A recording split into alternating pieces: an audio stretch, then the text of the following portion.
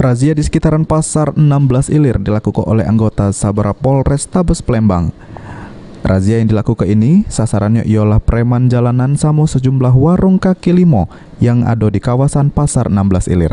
Jaru razia, polisi lakukan pemeriksaan di sejumlah tempat yang nyurigakan. Hasilnya, polisi ngamankan sikok senjata landep jenis gear motor yang sudah dimodifikasi. Sama ada 3 dirijen yang selanjutnya barang-barang tersebut diamankan ke Polrestabes Palembang. Kasat Sabara Polrestabes Palembang, Kompol Dasril Effendi menjelaskan, kalau razia bakal dilakukan secara rutin guna ngenjuk rasa aman sama pengunjung pasar yang nak belanja.